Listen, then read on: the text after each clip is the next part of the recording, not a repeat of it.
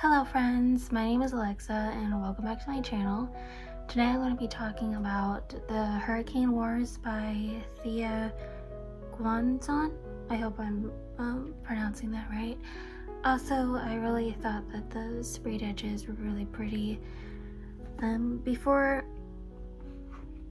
I get into the summary of this book, I will warn you that there will be spoilers, so I will put in the description and a timestamp of when I'm going to be reviewing this book, and also the rating of this book if you want to skip to that. But with that said, let's get started. Okay. So, let's see. It starts off in Frostbloom, which is like a town / country where there's two characters named Sol and Kaede. I hope I pronounced her name right, but they are having a wedding and she's like 2 months pregnant, but she's also, both of them are also like rebels against the Night Empire, which then attacks Frostbloom because of course you can't have a moment of peace during war, unfortunately. And so there's this arming character, Taliesin, I think.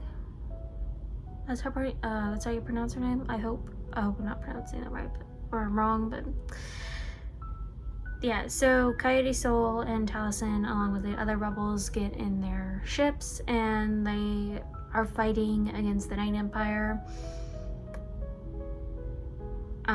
And then there's also this one massive ship, like a storm ship, that is like super, like really dangerous. And then Taliesin got shot out of the sky by like one of the smaller ships.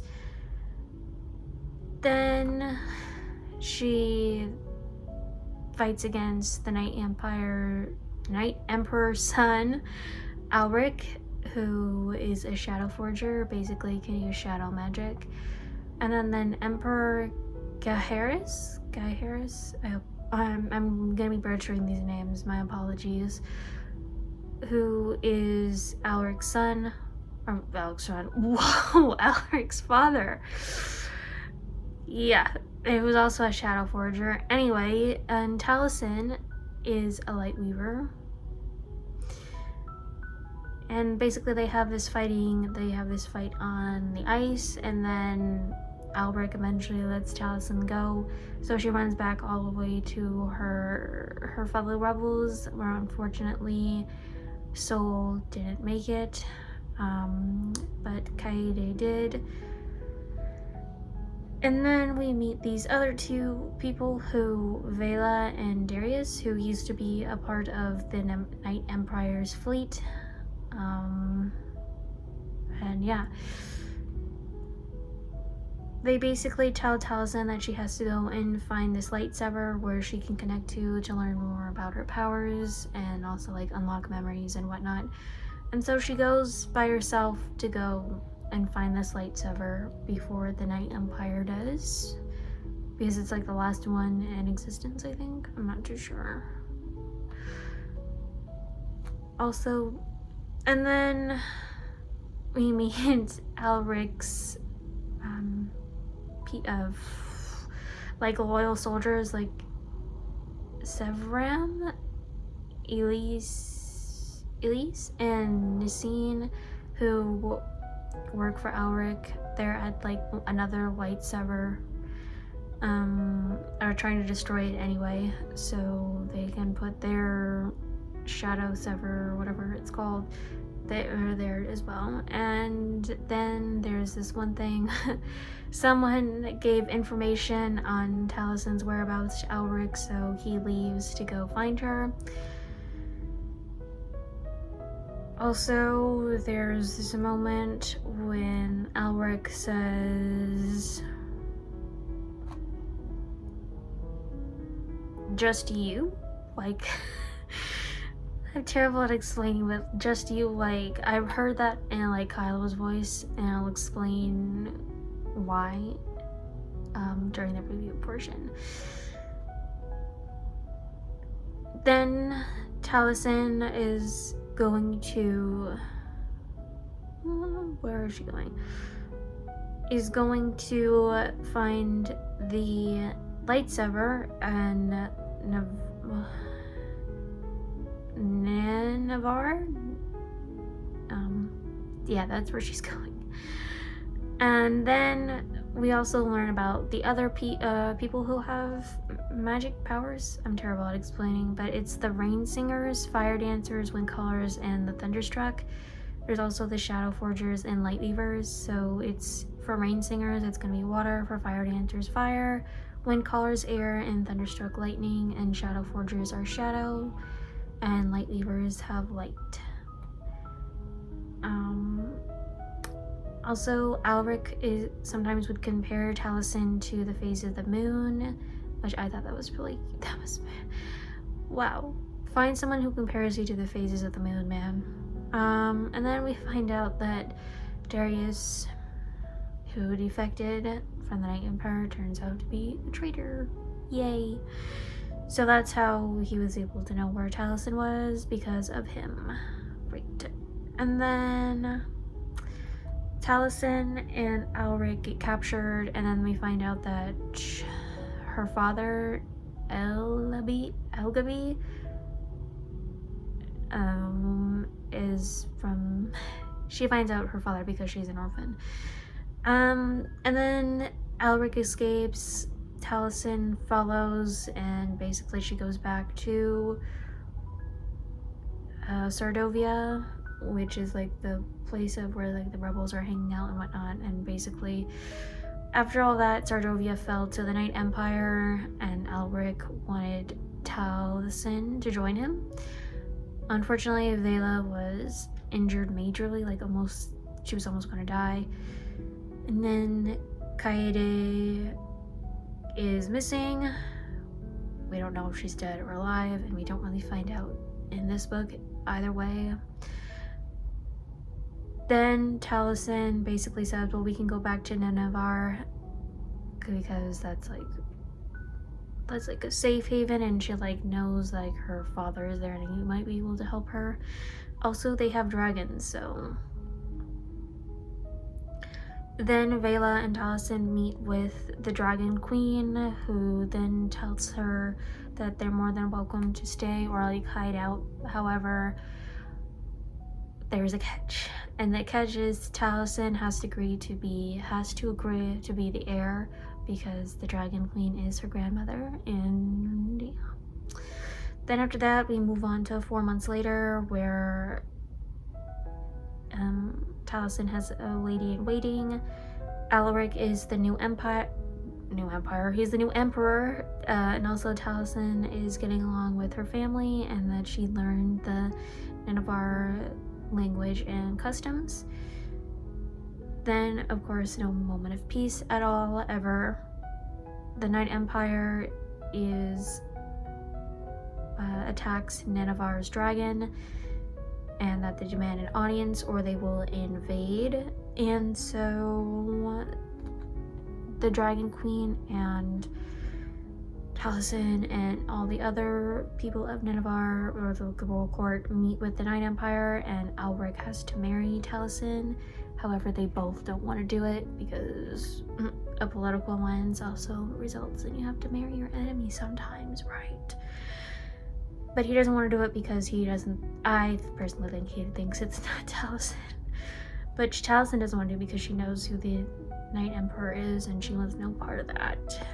Then Alaric meets with the heir to the throne, who he thinks is not Taliesin, but as he gets closer, it is her. Then, as they begin negotiations, Tal got a little flustered with the banter between her and Alric, and how some members of the negotiation team were teasing her about how hate can sometimes equal passion. Also, I really liked Alaric's yearning for Tal. He mentions her freckles, and he likes when she isn't in fancy dresses and makeup. Again, just you. He likes just her as she is, not like dolled up and whatnot. Also, we find out that the Voidfell Sever is unstable, which is basically the stuff that can stop you from using your powers, and it can also be fatal.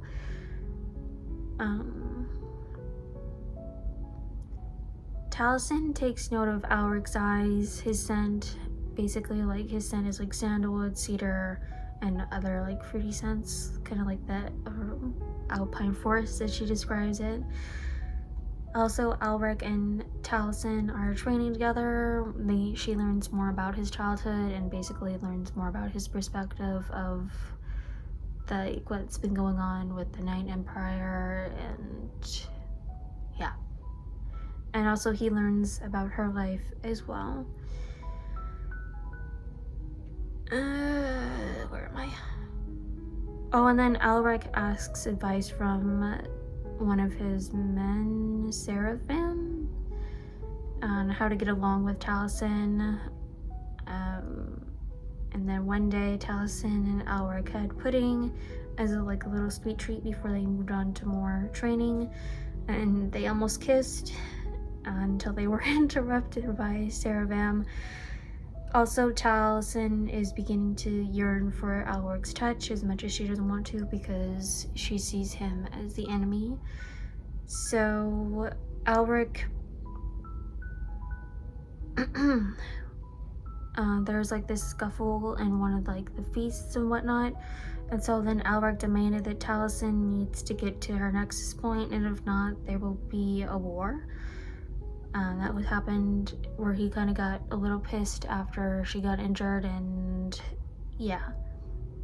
And then Taliesin visits him in his room, and he calls her a beautiful idiot. And Taliesin didn't want to leave his room. She wanted so many things from him, but then she eventually leaves. Then, the day after, Alric is giving Tal the cold shoulder because his dad, used the shadows to talk to him, and yeah, it's the personality change, and that he wants to make sure the Sardovian fleet is not on the other islands. Also, Taliesin and her father were supposed to follow Alric or get on his boat or a ship to observe if they're really telling the truth that the Sardovian fleet is not there. Also, there's a consummation scene. I think that was funny. Also, later on, Tal catches up with Vela, what has been happening so far, and they talk about their next steps on how to proceed with this. And then while Taliesin has to go see her lightsaber with Alric, who is helping her, they get chased by a swamp buffalo, and Taliesin is laughing because he gets a little muddy and dirty, and she starts laughing at him, and Alric described Tal's laugh as a song, and that he would do anything to see her always laughing. Also, Alric enjoys when Taliesin argues with him, and they were both fighting back smiles during that whole thing. Also, Taliesin formed a small shield because she's struggling to make shields because she usually forms offensive weapons instead of defensive. Taliesin and Alric shared an embrace, and neither of them were pulling away from each other. Also, Taliesin and Alric had their first kiss while sparring, a heat in the moment type thing. Taliesin accessed the lightsaber, she saw her memories, and she managed to create a full shield, which is good. Also, I said that Alric has an obsession with Taliesin's freckles. And then we move on to the main ceremony, where they are both now officially husband and wife. They're officially married. Also, Alric said he wished he could see her without the makeup, and Taliesin only thinks Alric likes her when she's all dolled up, which is not right. That's not. He likes you without your makeup, Tal. He likes you without your makeup. And then they begin their consummation where they are sleeping together for the first time, and then it all went sideways. They are acting like it never happened. And then Taliesin asks Alric if you see where Coyote is and if you can bring her back to her, and he said that he'll try, but he can't be sure because she's a prisoner of war if that's the case, that she was captured. Then his father says they captured a Sariman. It's like a native bird to Nenavar that can take your powers away, or at least neutralize them for a certain amount of time. And he did that so he can find a way, or the dad could find a way to get rid of Taliesin's powers for good.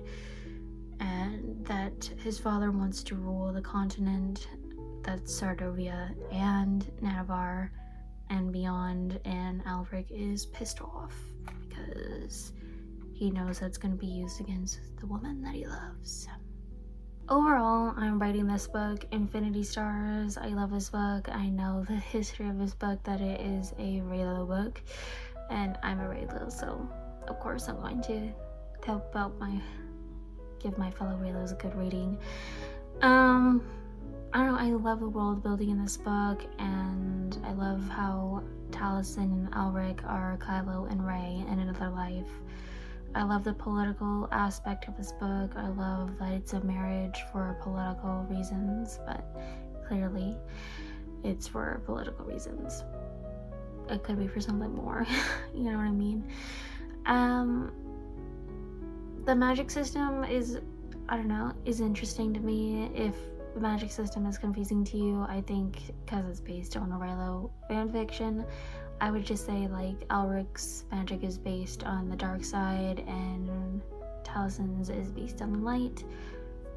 That's how I would assume how their magic works.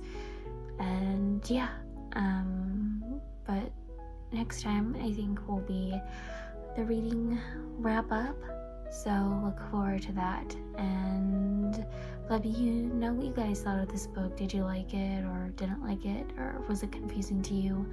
Let me know in the comments down below. So until next time, bye friends.